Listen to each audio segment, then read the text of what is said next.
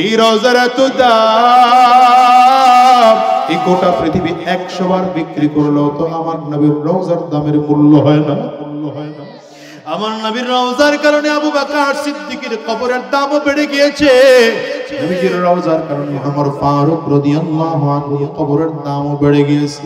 লক্ষ লক্ষ মানুষ মক্কার জমিনে যাওয়ার পরে যদি মক্কায় থাকা অবস্থায় হজের আহকামগুলো শেষ হয়ে যায়, পাগলগুলো এরপরে মদিনা মক্কা থেকে ফিরে আসতে চায় না, উড়ায় মদিনায় যায়, নবীর গলির মধ্যে হাঁটে আর কান্না করতে থাকে। আরে এটাই তো সেই জমিন, যেই জমিনে আমার নবীর কদম পড়েছে। এটাই তো সেই জমিন, যেই জমিনে আমার নবী খালি পায়ে হেঁটেছেন, জুতা পরে হেঁটেছেন, ঘোড়ায় চড়ে চলেছেন, উটের পিঠে চলেছেন।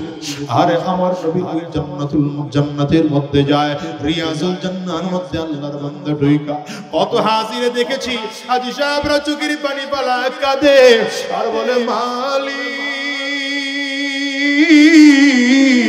নবীজি তো বলেছেন বাইনা বাইতি ওয়া মিম্বারি রাউযাতুন মির রিয়াজিল জান্নাহ। আমি নবীর ঘর, আমি নবীর কবর, আর আমি নবীর মিম্বরের মাঝখানের জায়গাটা রিয়াজুল জান্নাহ। ও দয়ার মালিক গো, এই জায়গায় তোমার নবী কত যেন খতম করেছে, এই জায়গাটা তোমার নবী যেন কত সাজদা দিয়েছে, এই জায়গায় যেন তোমার নবীর কত চোখের ফোঁটা পানির ফোঁটা পড়েছে। সাহেবরা চোখের পানিগুলো ফেলে ফেলে কাঁদে। রাহমাতুল লিল আলামিন। দুনিয়ার মধ্যে তো সাদা সিধা জিন্দেগি আমার নবীর ছিল।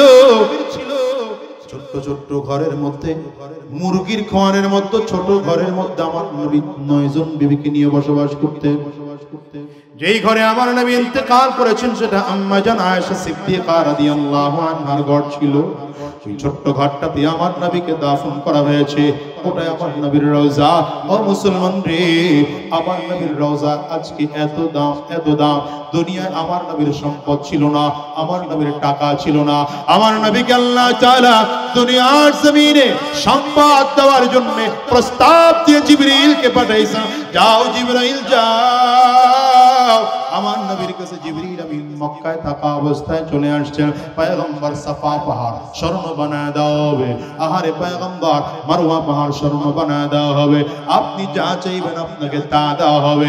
মদিনা আসার পরে নবীজিকে প্রস্তাব দেওয়া হলো উহুদ পাহাড়কে স্বর্ণ বানায় দেওয়া হবে। 7 কিলোমিটার লম্বা উহুদ পাহাড়কে আল্লাহ তাআলা স্বর্ণ বানায় দেওয়ার প্রস্তাব দিয়ে জিবরিলকে পাঠিয়েছেন। শুধু তাই নয়, আমার নবীর জন্য আল্লাহ তাআলা প্রস্তাব দিয়ে পাঠিয়েছেন ওয়ালা সাউফা ইউতিকা রাব্বুকা ফাতারদা। পয়গম্বর আপনি চাইতে থাকবেন, আমি আল্লাহ দিতে থাকব। আপনি চাইতে থাকবেন, আমি আল্লাহ দিতে থাকব। দিতে দিতে দিতে দিতে যতক্ষণ আপনি সন্তুষ্ট না হবেন, আমি আল্লাহ ততক্ষণ দেওয়া বন্ধ করব না। নবী করিম সাল্লাল্লাহু আলাইহি ওয়াসাল্লাম জিবরিলের দিকে লক্ষ্য করে বলেন, জিবরাইল আমার জন্য সম্পদ লাগবে না, সম্পদ লাগবে না, উহুদ পাহাড় স্মরণ হয়ে যাক, আমার প্রয়োজন নাই।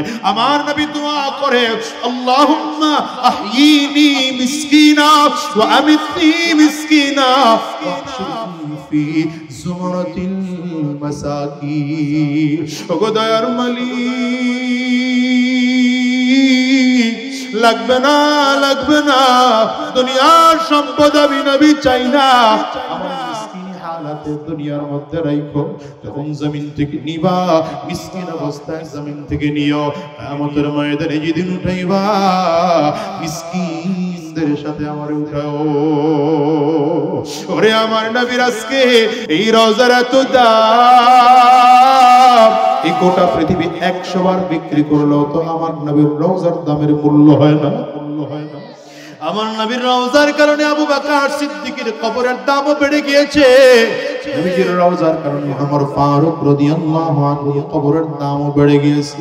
লক্ষ লক্ষ মানুষ মক্কার জমিনে যাওয়ার পরে যদি মক্কায় থাকা অবস্থায় হজের আহকামগুলো শেষ হয়ে যায়, পাগলগুলো এরপরে মদিনা মক্কা থেকে ফিরে আসতে চায় না, উড়ায় মদিনায় যায়, নবীর গলির মধ্যে হাঁটে আর কান্না করতে থাকে। আরে এটাই তো সেই জমিন, যেই জমিনে আমার নবীর কদম পড়েছে। এটাই তো সেই জমিন যেই জমিনে আমার নবী খালি পায়ে হেঁটেছেন, জুতা পরে হেঁটেছেন, ঘোড়ায় চড়ে চলেছেন, উটের পিঠে চলেছেন। আরে আমার নবী ওই জান্নাতের মধ্যে যায়, রিয়াজুল জান্নাতের মধ্যে আল্লাহর বান্দা ঢুইকা কত হাজিরে দেখেছি হাজী সাহেবরা চোখের পানি পালা কাঁদে আর বলে মালিক। নবীজি তো বলেছেন বাইনা বাইতি ওয়া মিনবারি রাউযাতুন মির রিয়াজিল জান্নাহ। আমি নবীর ঘর, আমি নবীর কবর, আর আমি নবীর মিম্বরের মাঝখানের জায়গাটা রিয়াজুল জান্নাহ। ও দয়ার মালিক গো, এই জায়গায় তোমার নবী কত যেন খতম করেছে, এই জায়গাটা তোমার নবী যেন কত সাজদা দিয়েছে, এই জায়গায় যেন তোমার নবীর কত চোখের ফোঁটা পানি ফোঁটা পড়েছে। সাহেবরা চোখের পানিগুলো ফেলে ফেলে কাঁদে। মুসলমানরা হিসাব করে দেখো, আমার নবীর দুনিয়ায় তেমন সম্পদ ছিল না, আমার নবীর দুনিয়ায় তেমন সম্পদ ছিল না, কিন্তু ইন্তেকালের পরে আমার আল্লাহ তাআলা আমার নবীর রওজার দাম এমন করে বাড়িয়ে দিয়েছে, গোটা পৃথিবীর মানুষের সকল সম্পদ বিক্রি করলেও নবীজির রওজার দামের মূল্য হতে পারে না। এই জন্য বলে যাই রে যুবক, আমেরিকায় যাও, চাইনা, জাপান, জার্মান যাও, ইন্দোনেশিয়া, ফ্রান্স, মালয়েশিয়ায় যাও, চাইতে মনে চাই কি চায় না চিল্লা একটু বলো। কার কার মনে চাই রে বাজার, দুইটা হাত উঁচা করে আল্লাহকে দেখাও, আওয়াজ দিয়ে চিৎকার করে জোরে ডাকো আল্লাহ।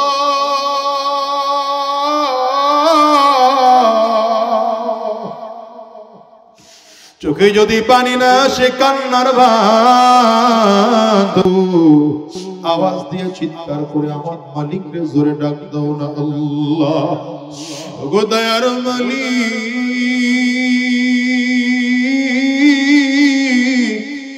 যতজন মানুষ আমরা দুইটা হাত উঁচু করেছি, জীবনে একটা বার হলো নবীজির রওজা না দেখাইয়া, কাবা তাওয়াফ না করাইয়া জমিন থেকে নিও না। ও দুনিয়ার মুসলমানেরা, আমার নবীর রওজার এত কেন দাম? আবু বকর সিদ্দিকের রওজার এত কেন দাম? উমর ফারুকের কবরের এত কেন দাম? এই রে দুনিয়ার মানুষেরা, দুনিয়ার সম্পদ কম ছিল, তোমার আমার তুলনায় সম্পদ আবু বকর সিদ্দিকের কম ছিল। এত দাম কেন জানো? আবু বকর সিদ্দিকের চরিত্রটা এমন তৈয়ার করেছে, মৃত্যুবরণ করতে দেরি হয়, আল্লাহর জান্নাত পাইতে দেরি হয় না। এই জন্য আমি আমার যুবকদেরকে বলে যাব, এই যুবক, পা দুইটা দাও, তোমার পায়ে হাত রেখে বলবো, আর হারাম রাস্তায় চলো না, শয়তানি রাস্তায় কদম বাড়াও না। জীবন থাকুক অথবা বাঁচুক, জীবন থাকুক অথবা বাঁচুক, গুনাহের রাস্তার মধ্যে কদম বাড়াইবা, কদম বাড়াইবা না। জানো জালিম বাদশা শরহুস সুদুরের মধ্যে আল্লামা জালালউদ্দিন সুয়ুতি রাহমাতুল্লাহি আলাইহি লেখেন, জালিম বাদশা তিনজন মুসলমান ভাইকে অ্যারেস্ট করে ধরে নিয়ে আসছে।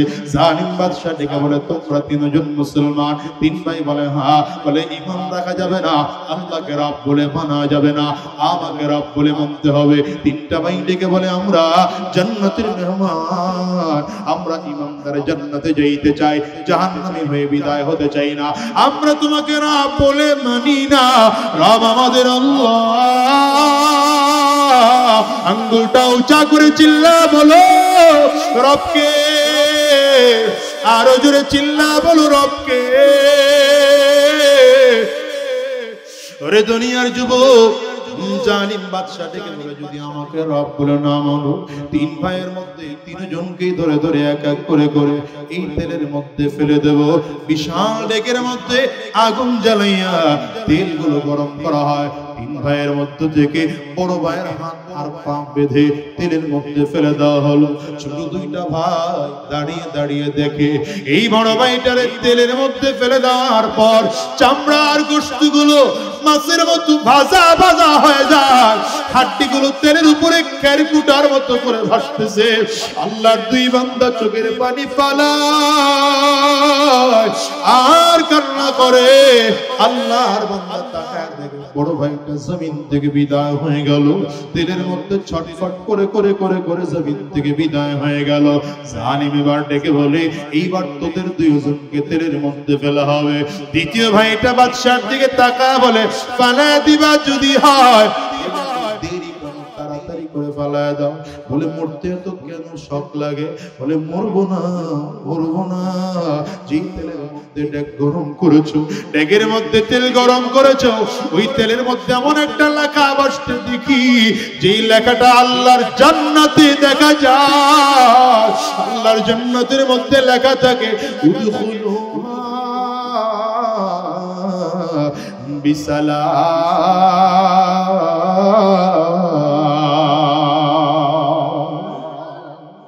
আল্লাহর জান্নাতের মধ্যেই দরজায় লেখা থাকবে। আমরা তেলের দিকে তাকায় দেখি, তেলের উপরে লেখা ভাসতেছে উদখুলুহা বিসালাম। বুঝা গেল তেলের মধ্যে পড়লে মরবো না, বরঞ্চ ওখানে পড়লে আমার আল্লাহ জান্নাতে চলে যাব। দ্বিতীয় ভাইটারও তেলের মধ্যে ফেলা হয়।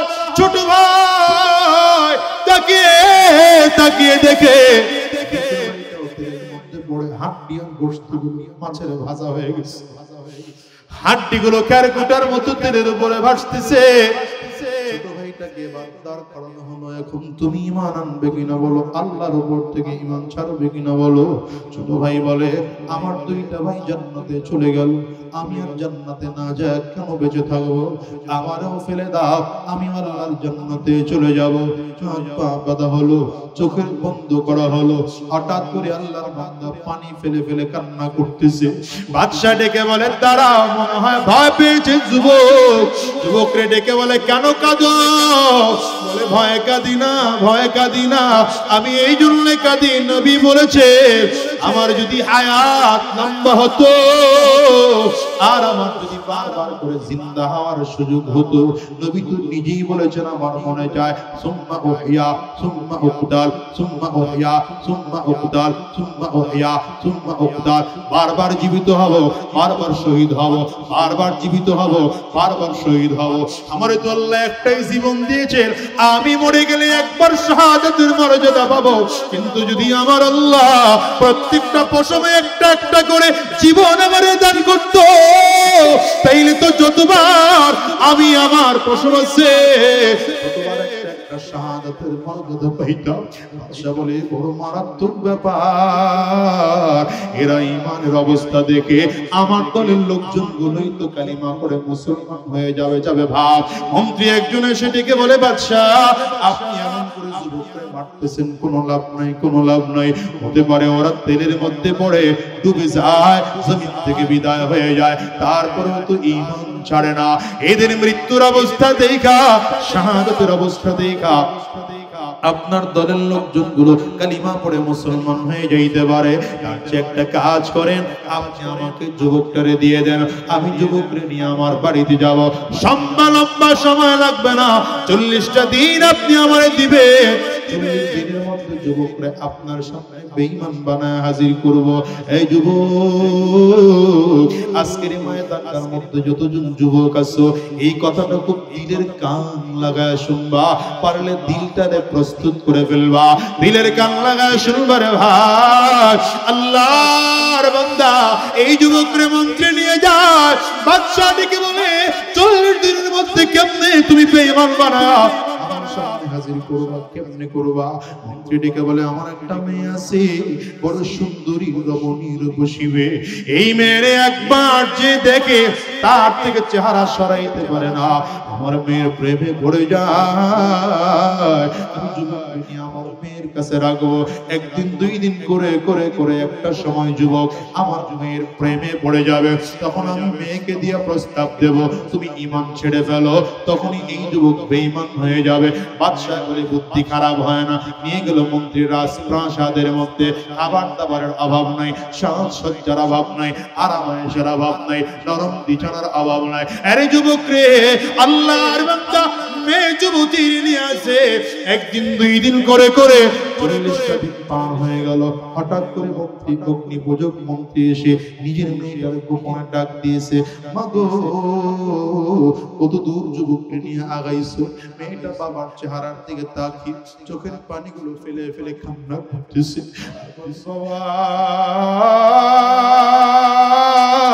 এটা কেমন যুবক,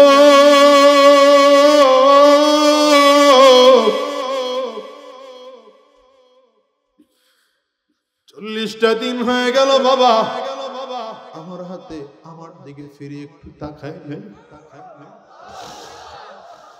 40টা দিন হয়ে গেল, যুবক আমার দিকে ফিরে একটা নজরের জন্য তাকায় না। বাবা আমি কত পোশাক পরে পরে যুবকের সামনে হাজির হই, তো আতর সুগন্ধি লাগাইয়া যুবকের সামনে হাজির হয়ে যায়। যুবকটা আমার দিকে তাকায় না, আহারে আমার দিকে তাকায় না। আমি বারবার তাকে যখন আমার দিকে তাকাইতে বাধ্য করি, যুবকটা চোখের পানি ফালায় ফালায় কান্না করে আর বলে, বোন আমারে তোমার দিকে তাকাইতে বাধ্য করো না, এই চোখ দিয়ে তোমারে দেখবো না, এই চোখটা দিয়ে আমি আমার আল্লাহ দেখবো, এই চোখ দিয়ে কোরআন দেখবো, এই চোখ দিয়ে আল্লাহর দ্বীন দেখবো, এই চোখ দিয়ে তোমার দিকে তাকানো যাবে না। ও বাবা আমার দিকে তাকাবে তো দূরের কথা, এই 40 দিনের মধ্যে আমার হাতে এক গ্লাস পানি পর্যন্ত পান করে নাই। তুমি কেমনে বাঁচলো জানো? আমি যখন রাতের বেলায় ঘুমাইতাম, ঘুম থেকে উঠে দেখতাম যুবকটা সাজদায় পড়ে আছে। যুবকের জায়নামাজের সামনে কত ফল। আমি যুবককে জিজ্ঞাসা করতাম, এই ফল কোথায় পাও? যুবকটা কান্না করে আর বলে, বোন এই ফলগুলো আমার আল্লাহ জান্নাত থেকে আমার জন্য পাঠায়। বাবা গো আমার এই অবস্থা দেখে আমারই তো মন চায় আমিও কালিমা পড়ে মুসলমান হয়ে যাব। মন্ত্রী ডেকে বলে, সাবধান সাবধান, এই কথাটা বাদশাহ শুনতে না পারে, রিলে তোরে মেরে ফেলবে, আমাকেও মেরে ফেলবে। বাদশার কাছে চলে গেল লম্বা সময় নেওয়ার জন্য। ও বাদশাহ এই যে যুবকরে আমার কাছে দিয়েছে, দাঁড় করায় দুইটা ভাইয়ের জীবিত অবস্থায় জমিন থেকে মেরে বিদায় করেছেন। করুণ মৃত্যু দেখা যুবকের মাথা নষ্ট হয়ে গিয়েছে, যুবক এখন পাগল হয়ে গেছে, যুবক এখন মেয়েও চিনে না ছেলেও চিনে না, যুবকের চিকিৎসা করানো লাগবে। কথা বলে লম্বা সময় যখন আবার নিয়ে আসছে, এই যুবক আল্লাহর বান্দা মন্ত্রীর বাড়িতে নিয়ে আসছে। মন্ত্রী এবার বাড়ির মধ্যেই না জানালা দিয়ে তাকায়। রাতের বেলায় যুবকটা কি রুমের মধ্যে কি কাজ করে, হঠাৎ করে তাকিয়ে দেখে মেয়েটা পাশের একটা বিছানায় ঘুমানো। যুবকটা দূর থেকে দাঁড়ায়া বাথরুমে গিয়ে ওযু কমপ্লিট কইরা নামাজটারে বিছা নামাজের মধ্যে দাঁড়িয়ে চোখের পানিগুলো ফেলে ফেলে কাঁদতে আরম্ভ করেছে। আল্লাহর বান্দা 2 রাকাত নামাজ শেষ করে হাত তুলেছে আর ডেকে বলে, মালিক ওগো আমার আল্লাহ, চিল্লা আমার আল্লাহর একটা ডাক দাও না। ওগো আমার আল্লাহ 40টা দিন আমার বড় গুনাহের পরিবেশে রাখছিলা, তুমি আমার দিয়ে গুনাহ করাও নাই। তবে আমার বাকি 3টা ভাই এক মায়ের ঘরে জন্মগ্রহণ করলাম, এক বাবার 3টা ভাই জন্মগ্রহণ করলাম, আমার 2টা ভাই জান্নাতে চলে গেল, আমি এখন জান্নাতে যাইতে পারলাম না। ও মালিক তুমি কি আমারে বাহানা করে জান্নাতে নিয়ে যাইতে পারো না? তোমার জান্নাত থেকে কেন আমারে এত দূরে রাখলা? যুবক যেমন এখন আবেগ নিয়ে কান্না করতেছে, মেয়েটার ঘুমটা ভেঙে গেল, মেয়েটা পেছনে দাঁড়ায় ডাক দেয়, যুবক রে 40টা দিন তোমার সাথে ছিলাম, একা একা জান্নাতে যাও না, আমারও মুসলমান বানায় জান্নাতে নিয়ে যাও। ও কলিজার টুকরা যুবকরে বলে যায়, কয়দিন দুনিয়ায় বাঁচবা বলো? আজ আসি আগামী কালকে বাঁচবো এমন কোনো গ্যারান্টি নাই। এই দুনিয়ায় তো আসার সিরিয়াল আছে বাজা, যাওয়ার কিন্তু কোনো সিরিয়াল নাই। কেমন করে মরবো জানি না। কত মানুষের মরণ তো নামাজের সাজদা অবস্থায় হয়, কত মানুষের মরণ তো কোরআন তিলাওয়াত করা অবস্থায় হয়, কত মানুষের মরণ তো কাবা তাওয়াফ করা অবস্থায় হয়, কত মানুষের মরণ তো হায়রে মদিনা নবীজির রওজা জিয়ারত করা অবস্থায় হয়। তোমার আমার মরণ কেমন জানো হয়? জানি না রে যুবক। মৃত্যুর ভয় কলিজার মধ্যে নিয়া চইল। নবীর সাহাবী ওমরের মধ্যে মরণের ভয় ছিল, মরণের ভয় ছিল। জাহান্নামের ভয়ে কাঁদতে কাঁদতে গালের মধ্যে কালো দাগ পড়ায় ফেলছে। লোকজন এসে বলতো, আমার গালের মধ্যে কালো দাগ, দেখতে ভালো দেখা যায় না, ঔষধ লাগান গালের কালো দাগটা ভালো হয়ে যাবে। আমিও জানি গালের কালো দাগটা ভালো হয়ে যাবে, কিন্তু আমি আমার মালিকের সামনে কি দাঁড়াবো? সেদিন আল্লাহর কাছে বলবো, আল্লাহ একমাত্র তোমার ভয়ে, তোমার জাহান্নামের ভয়ে কাঁদতে কাঁদতে গালের মধ্যে কালো দাগ পড়ে নিয়ে আসছি। হযরত ওমর মাঝে মাঝে হুযায়ফার কাছে যাইতে আর ডেকে বলতেন, ভাই তোমার কাছে তো নবীজির মুনাফিকের লিস্টে আছে, আমার নামটা তোমার মুনাফিকের খাতায় আসেনি।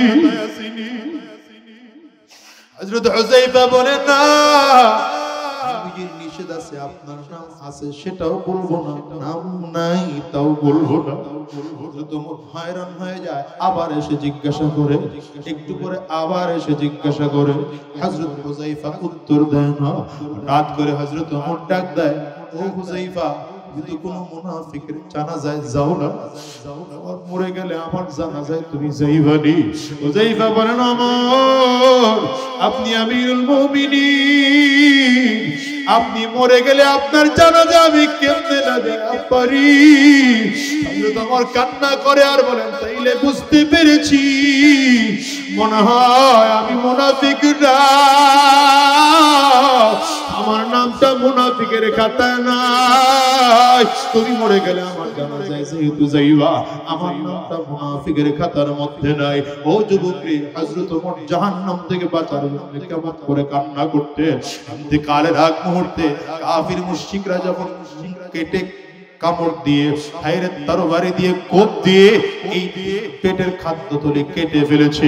হযরত ওমরকে মসজিদ নববীর বারান্দার মধ্যে শোয়া দেওয়া হলো। মসজিদ নববীর বারান্দায় শোয়া আছে, নিজের গালটা মাটির সাথে ঘষতেছে আর চিৎকার করে বলতেছেন, ওয়াইলুল লাকা ইয়া উমর, ওয়াইলুল লাকা ইয়া উমর, ইল্লাম ইয়াগফির লাকা রাব্বুক। আরে ওমর, তুই যদি তোর মালিক তোরে মাফ না করেন তাইলে তুই ধ্বংস। ও কলিজার টুকরা যুবকরা, আজকের এই ময়দানটায় যারা হাজির, একটু খেয়াল করে দেখো, গুনাহের কারণে দিন শক্ত হয়ে গেছে, চোখ দিয়ে পানিও বের হয় না। ও বাজান রে, আব্বা আম্মা যাদের জমিনে নাই, আব্বা আম্মার কথা স্মরণ করে চোখের পানি বের করো, নিজের গুনাহের কথা স্মরণ করে চোখের পানি বের করো, কবরের আযাবের কথা স্মরণ করে চোখে পানি ফেলে কাঁদো আর ডেকে বলো, মালিক কয়দিন দুনিয়া বেঁচে থাকবো জানি না, কোন দিন জানি জমিন থেকে বিদায় হয়ে যাব জানি না, কবরের আযাব নিয়ে মরতে চাই না, জাহান্নামী হয়ে মরতে চাই না।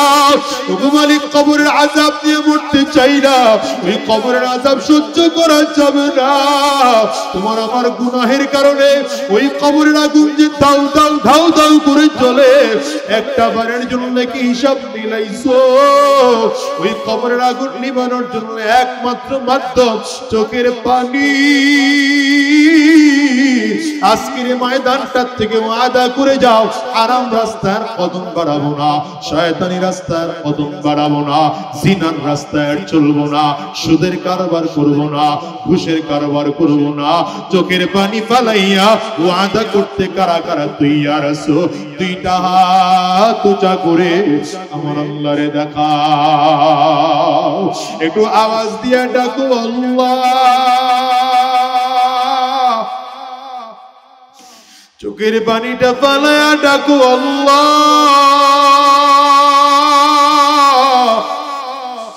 ডানে আর বামে তাকাও, তাকায়া দেখো কার চোখের কোটায় পানি। ওই মানুষটার দিকে নিজের নিজে ধিক্কার মারো আর চোখের পানি ফেলায় কান্দো। আরে আমার চোখে পানি নাই, গুনাহের কারণে চোখ দিয়ে পানি বের হয়। যুবকরে চোখের পানি ফালাও, ডানে আর বামে তাকাও, ওই মানুষটার দিকে তাকায় নিজের নিজে ধিক্কার মারা মেরে কান্দো আর বলো আল্লাহ হারাম রাস্তার কদম বাড়াবো না, শয়তানের রাস্তার কদম বাড়াবো না, দ্বীনের পথে চলবো, কোরআনের পথে চলবো। আল্লাহ তুমি কবুল করে নাও, কবুল করে নাও। জবান খুলে বলো আমিন, আর জোরে চিল্লা বলো আল্লাহুম্মা আমিন। ইন্নী লাআরাফু রাজুলান বিইসমিহি ওয়া বিইসমি আবিহি ওয়া উম্মিহি ليأتي بابا من أبواب الجنة فيقال له مرحبا مرحبا। নবী আমার ডেকে বলেন সাহাবীরা, আমি এমন একজন লোকের নাম জানি, তার বাবার নামটাও জানি, তার মায়ের নামটাও জানি, বংশ পরিচয় ভালো করে জানি।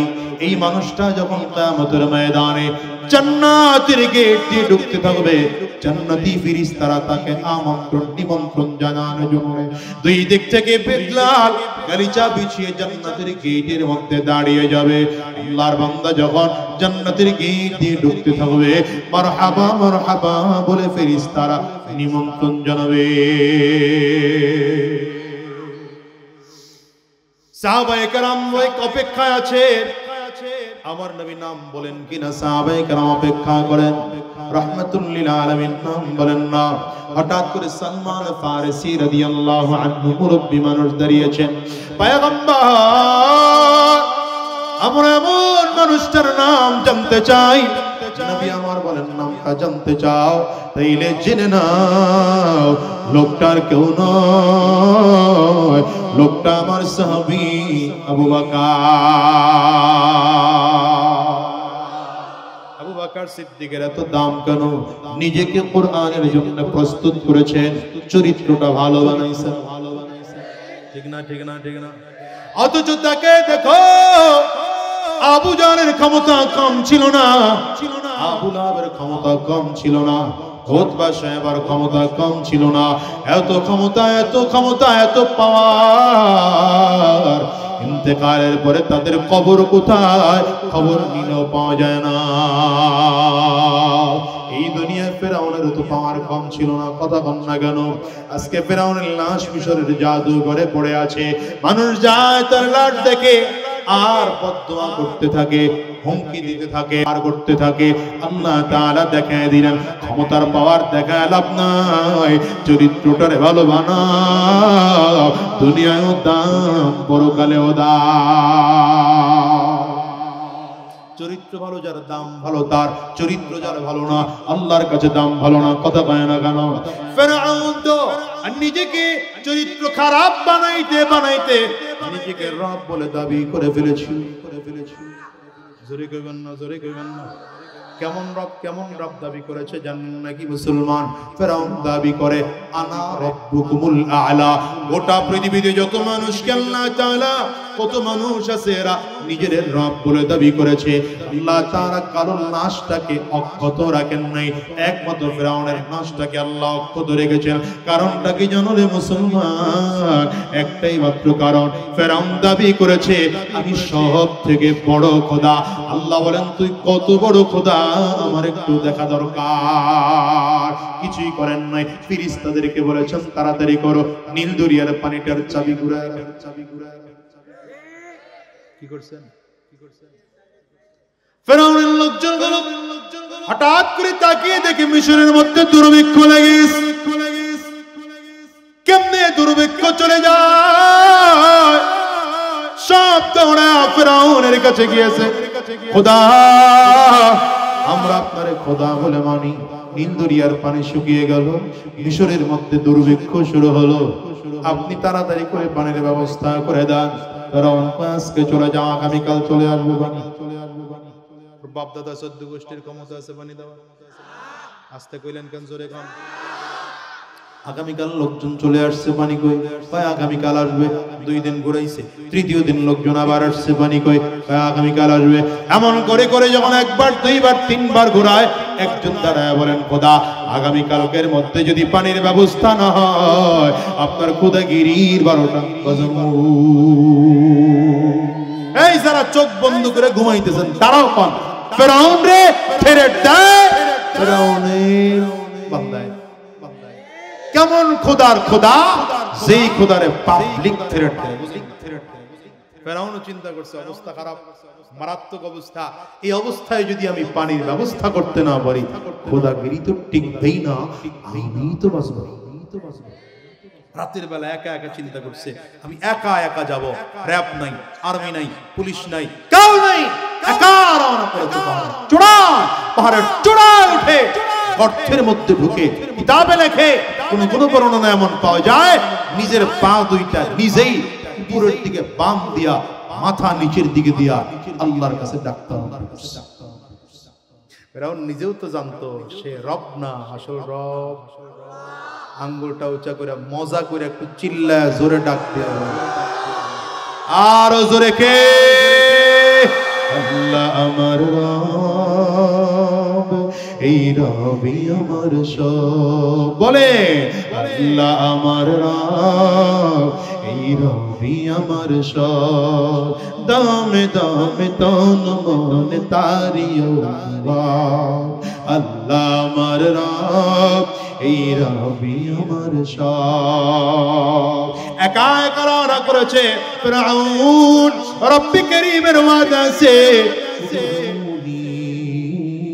আস্তাজিব লাকুম। গোলাম রে মুসিবতের মধ্যে পড়ে গেলা, বিপদের মধ্যে পড়ে গেলা, আমি আল্লাহকে ডাকো,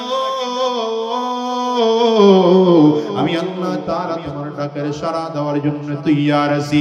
রব্বি কারীম বলেন ওয়া ইযা সাআলাকা ইবাদি আন্নী ফাইন্নী করিব।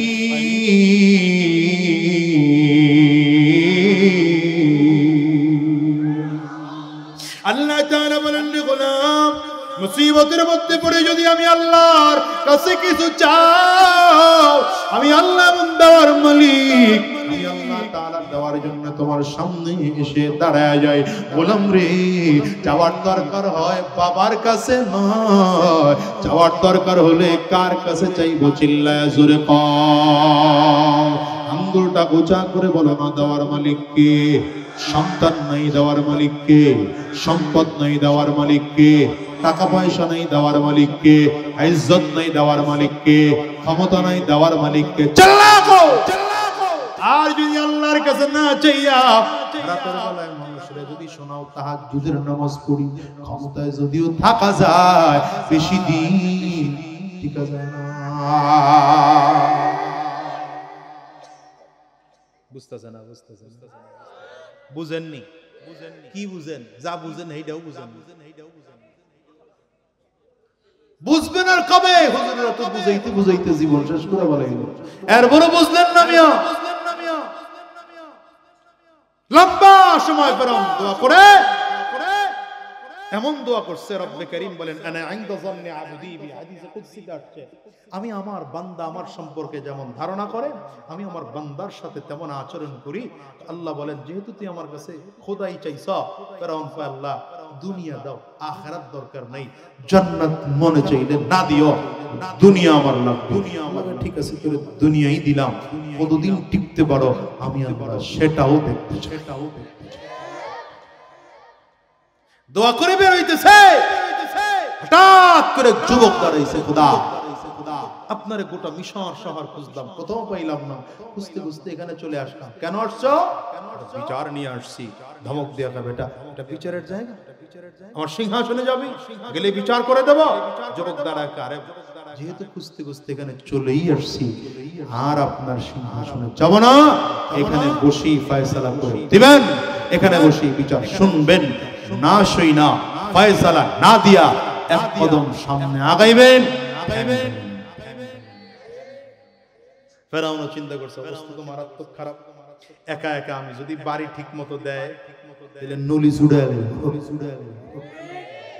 ঠিক জোরে কর না কেন, কি অসুবিধা কি না, রোগী এই জায়গায় আছে, তুই চল চল। ফেরাউন এবার যুবকরা দ্বারা কয় কি সমস্যা বলো, যুবক কয় কোন গোলাম যদি মালিক দাবি করে আর গোলাম হইয়া যদি মালিকের বিরোধিতা বলে, বুঝে নাই কোন গোলাম যদি মালিকের বিরোধিতা করে, গোলাম হইয়া যদি নিজেকে মালিক বলে দাবি করে, তার শাস্তি কি হওয়া দরকার। কথা বলতেছে আর ফেরাউনের নজর কই, কাগর সামনে ওয়াজ করি এরকম কে বলি, নিজের দেশের অনুষ্ঠিত কোন দিকে তাকায় রইছে, এটা কইতে পারেন না, কোন দিকে বুড়িগঙ্গার দিকে বারবার তাকায়, আইলুনি পানি আইলুনি বারকেল খবর নিয়ে আন্না পত্রিকা যে বুড়িগঙ্গার তাকাইছে, উদাহরণ দিলাম আর কি যেন সহজে বুঝে, বারবার নদীর দিকে তাকায় পানি আসটুনি, আর চূড়া উঠে তাকায় দেখে পানি দেখা যায়, কলিজায় পানি আসছে, আরে খোদাগিরি তো আমার টিকছে। যুবক কি প্রশ্ন করলো খবর নাই, হঠাৎ করে যুবকের দিকে তাকায় বলে কোন গোলাম যদি মালিকের বিরোধিতা করে, নিজে গোলাম হইয়া যদি মালিক দাবি করে, তার শাস্তি হলো এমন নীল দরিয়ার মতো পানির মধ্যে চুবাইয়া মারা। যুবক কয় লিখে দেন লিখে দিছে, নিচে অটোগ্রাফ দিয়ে দেন, সিল স্বাক্ষর সব দিয়ে যুবক তো যুবকের জায়গায় চলে গেল। লম্বা কথা, ফেরাউন এইবার এলাকায় ঢুকার পরে মনে করেন ক্ষমতা কেমন বাড়া বাড়ছে, চতুর্থবারে ক্ষমতায় বইছে।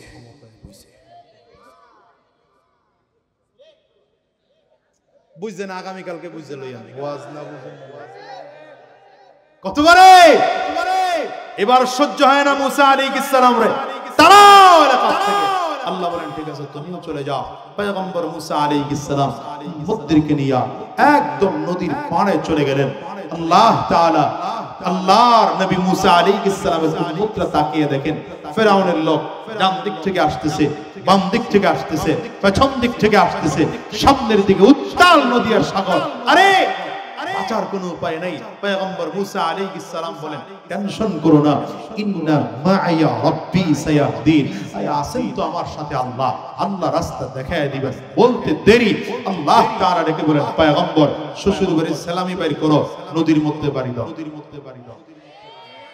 কুন্ডা কুন্ডা কুন্ডা কয় না কুন্ডা নদীর মধ্যে বাড়ি দিতে দেরি, একটা দুইটা নয় 12টা কার্পেটিং রাস্তা তৈরি হয়ে যায়। ওটা রাস্তা ইতিহাস আপনাদের জানা আছে, এটা বলা মাকসাদ না, দুইটা আল বের করব, এই আল বের করা মাকসাদ। চলে গেছে পানির মধ্যে। মুসা আলাইহিস সালাম যখন নদীর মাঝখানে,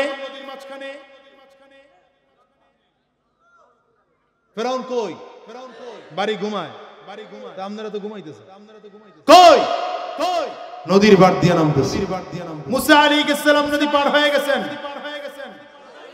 এই এতক্ষণ পরে ওয়াজ করছেন কি বুঝেও না, খালি বয়া থাকে চুপচাপ। কই আল্লাহ ডাক দিলেন পানি রে, আমি আল্লাহ তোরে কিছু ক্ষমতা দিয়েছিলাম, কিছুক্ষণের জন্য তোর ক্ষমতা আবার ফেরত নিয়েছিলাম, যা তোর ক্ষমতা আবার তোরে ফেরত দিলাম। মাটি পানির কাজ হলো ঢেউ তৈরি করা, পানির কাজ হলো পাইলেই কেউরে সুবায়া মারা। ফেরাউন তো এমনি সাঁতার জানে না, পানির মধ্যে পড়েছে, ঢেউয়ের মাধ্যমে একবার নিচের দিকে যায়, আবার উপরের দিকে উঠে, আবার নিচের দিকে যায়, আবার উপরের দিকে উঠে। তখন দেখলো বাঁচার উপায় নাই, এবার ফেরাউন বলা আরম্ভ করছে। কি বলছে? আল্লাহ কোরআনে সেটা নকল করে আমাদের শুনাইতেছেন। আল্লাহ কোরআনে বলতেছেন, ফেরাউন এখন কয় আমানতু বিরাব্বি মুসা ওয়া হারুন, আমানতু বিরাব্বি মুসা ওয়া হারুন। এখনো নিজের আল্লাহ বলে দাবি করে না। ফেরাউন এখনো মুসা আর হারুনের আল্লাহ বলে আল্লাহকে স্বীকার করে। এখন ফেরাউন বলে আমি মুসা আর হারুনের রবের উপরে ঈমান আনলাম। আল্লাহ তাআলা বলেন হবে না, আল আনা ওয়া ক্বাদ আসাইতা মিন ক্বাবল ওয়া কুনতা মিনাল মুফসিদিন।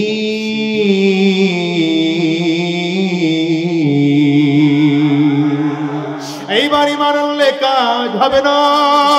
সারাটা জীবন শয়তানি করেছো, সারাটা জীবন ফিতনা ফাসাদ তৈয়ার করেছো, সারাটা জীবন দ্বীনের বিরোধিতা করেছো, মাদ্রাসা বন্ধ করে দিয়েছো, মসজিদ বন্ধ করে দিয়েছো, ওয়াজ মাহফিল বন্ধ করে দিয়েছো, উলামায়ে কেরামদেরকে জেলে ঢুকাইছো। এইবার ক্ষমা চাইলেও কাজ হবে না, ধরা খাওয়া লাগবে। আল্লাহ ডাক দিয়ে জিবরাইল তাড়াতাড়ি কর। ফেরাউন সামনের দিকে কথা বলতে না পারে, জিবরিল আলাইহিস সালাম নিজের থেকে কাদা উঠাইয়া ফেরাউনের মুখের মধ্যে মেরে দিল। এইবার ফেরাউন মুখের মধ্যে কাদা নিয়ে হাঁ করে তাকিয়ে আছে। লেখাটা সামনে ধরা হলো, কোন গোলাম যদি মালিকের বিরোধিতা করে, গোলাম হইয়া যদি নিজের মালিক বলে দাবি করে, তার শাস্তি হলো পানির মধ্যে চুবাইয়া মারা। ফেরাউন এক চিৎকার দিয়ে কি রে, এই লেখাটা তো আমার মনে হয় জিবরিল কাহা, এটা তোমারই লেখা। ওই যে তোমার বিচার দিয়া আজকে তোমাকে শাস্তি দেওয়া হচ্ছে। মুসলমান মনে রেখো, আমিও মোল্লা মানুষ বইলা দিয়ে গেলাম। 17টা বছর যারা নিজেদের স্বার্থ উদ্ধার করার জন্য সংবিধানগুলো একবার দুইবার পাঁচবার করে করে সংবিধান সংশোধন করেছো, নিজের পেট ভারী করেছো, নিজের পকেট ভারী করেছো। সম্ভাবনা আছে এমন একটা সময় আসবে তোমার সংবিধান দিয়া এ বাংলার মানুষ ইন্টারপোলের মাধ্যমে পালানো জায়গা থেকে অ্যারেস্ট করে বাংলাদেশে আইনা আদালতের মধ্যে দাঁড় করাইয়া ফাঁসির কাস্টে জনগণ ঝুলাবে।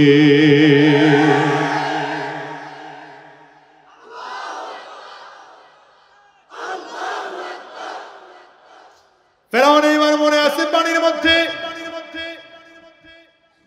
একদিন নয় দুই দিন নয়, পানির মধ্যে 40টা দিন ফেরাউনের লাশ। 40 দিন ফেরাউনের লাশ। মিশরের মানুষগুলো বিশ্বাস করে না এত বড় ক্ষমতাওয়ালা মরে কেমন। কয়দিন রাখছেন আল্লাহ? এটা বুঝানোর জন্য যে 40 দিন রাখছি পানির মধ্যে, দেখি তোরা কি পাস। বিশ্বাস করতে চায় না, ফেরাউন মরতে পারে না। আল্লাহ তাআলা ডাক দিলেন, রে বিশ্বাস হয় না তো? আমিও তো বিশ্বাস করি নাই। দুপুর 2:30 বাজে,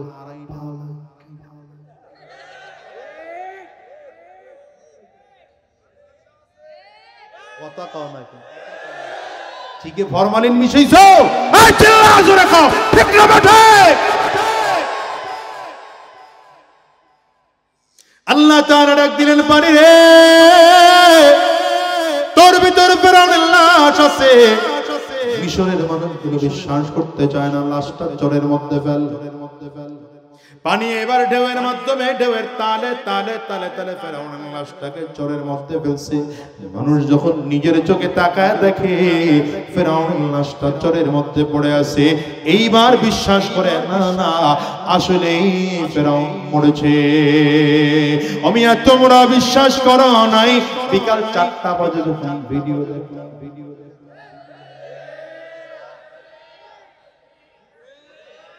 তখন বিশ্বাস করছো যে আসলে বুঝো নাই মুসলমান। এখন আল্লাহ কি বলেন এটা বুঝা দরকার। রাগ করলেন? রাগ উঠতেছে কার কার? হাত তোলেন। এইবার আল্লাহ বুঝাইতে চাই, শোনো। আরে আমার আল্লাহ তাআলা এবার ফেরাউনকে লক্ষ্য করে একটা কথা বলেছেন। যেই কথা আল্লাহ ফেরাউনকে লক্ষ্য করে বলেছেন, এই কথা আল্লাহ কোরআনেও বলে আমাদেরকে শিখিয়েছেন। আল্লাহ তাআলা বলেন, আল ইয়াউমা নুনাজ্জিকা বিবাদানিকা লিতাকুনা লিমান খালফাকা আয়া। এ ফেরাউন রে, তোর লাশটাকে আমি আল্লাহ তাআলা সংরক্ষণ করে রাখলাম। কিয়ামত পর্যন্ত তোর লাশ পোকায় কামড় দিবে না, মাটি পচাবে না, পানি গলাবে না, আবহাওয়া নষ্ট করবে না। তোর লাশটা মিশরের জাদুঘরের মধ্যে কিয়ামত পর্যন্ত অক্ষত অবস্থায় থাকবে। চামড়ার গোশতগুলো হান্ডির সাথে মিশে তামার মতো হয়ে যাবে, কাঠের মতো হয়ে যাবে। মানুষ পিটাইলেও প্রতিবাদ করতে পারবি না, মানুষ বকাদের উত্তর দিতে পারবি না, দাঁড় করাইলেও দাঁড়ায় থাকতে পারবি না। গোটা পৃথিবীর মানুষ তারপরে শিক্ষা গ্রহণ করবে। এত বড় ক্ষমতাওয়ালা ফেরাউন যেমন জমিন থেকে বিদায় হয়ে গেল, স্বৈরাচার হওয়া যাবে না, ফেরাউনের মতো হওয়া যাবে না, জালিম হওয়া যাবে না। আমাদের পতনও ফেরাউনের মতোই হবে। এরপরে যদি শিক্ষা গ্রহণ না করো, 2024 সালের আমি তো বলি মিয়া, 100 বালাইছে। নতুন করে যারা ক্ষমতায় আসতে চাও তাদের ব্যাপারে বলি, সাবধান সাবধান থাকো। এদেশের মানুষের উপরে জুলুম করবা না, অত্যাচার করবা না, মাদ্রাসার বিরুদ্ধে চক্রান্ত করবা না, মসজিদের বিরুদ্ধে চক্রান্ত করবা না, উলামায়ে কেরামদের বিরুদ্ধে ষড়যন্ত্র করবা না। আল্লাহর কসম করে বলে গেলাম, তোমরাও যদি একই কাজের মধ্যে লিপ্ত হও, এই বাংলার জনগণ তোমাদেরকে বাংলা ছাড়া করতে সময় লাগবে না। এই জন্য সব বাদ দিয়ে দাও রে যুবক, আজকের ময়দান থেকে ওয়াদা করে যাও, যতদিন জমিনের মধ্যে থাকবো ইসলাম কায়েমের জন্য চেষ্টা করব, ফিকির করব, মেহনত করব। জোরে জোরে জোরে জোরে বলো, চিল্লায় বলো, ঠিক কিনা মুসলমান? আমার বাজানেরা, সময় আর লম্বা নিতে পারছি না। আমি আপনাদেরও দেরি হচ্ছে, আপনাদের কষ্ট হচ্ছে, আমারও কষ্ট হচ্ছে। আমি যে কথা বুঝাতে চেয়েছিলাম, গুনাহ মুক্ত জীবন গড়ব, চরিত্রটা আখলাকটা কোরআনের মতো তৈয়ার করব, সাহাবায়ে কেরামদের মতো চরিত্র তৈয়ার করব, নবীজির পদাঙ্ক অনুসরণ করে করে চলব। আমরা রাজি আছি সবাই? আল্লাহ কবুল করো। আওয়াজ দিয়া চিৎকার করে জোরে বলেন আল্লাহুম্মা আমিন।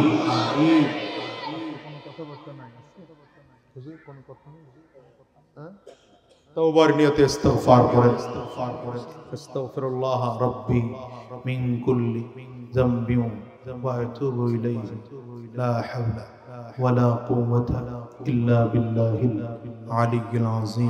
শুনেন, আমাদের অত্যন্ত শ্রদ্ধার মানুষ, এই জামিয়া হুসাইনিয়া মাদ্রাসা শাইখুল হাদিস হযরতুল আল্লামা মুজাম্মিল হক সাহেব হুজুর জমিন থেকে চলে গেছেন। আল্লাহ যেন তার কবরটা জান্নাতের নূর দ্বারা মুনাব্বর করে দেন, জান্নাতের আলা মাকাম দান করেন। দোয়া করেন এই মাদ্রাসার জন্য, যারা কমিটির দায়িত্বে আছেন। আল্লাহ যেন ইসলামের উপর থেকে, হকের উপর থেকে দায়িত্ব পালন করার তৌফিক দান করেন। আলহামদুলিল্লাহি রাব্বিল আলামিন। والصلاة والسلام على سيد الأنبياء والمرسلين. ربنا ظلمنا أنفسنا وإن لم تغفر لنا وترحمنا لنكونن من الخاسرين. ربنا لا تزغ قلوبنا بعد إذ هديتنا وهب لنا من لدنك رحمة إنك أنت الوهاب. رب ارحمهما كما ربياني صغيرا. رب ارحمهما كما ربياني صغيرا. رب ارحمهما كما ربياني صغيرا. দয়ার মালিক,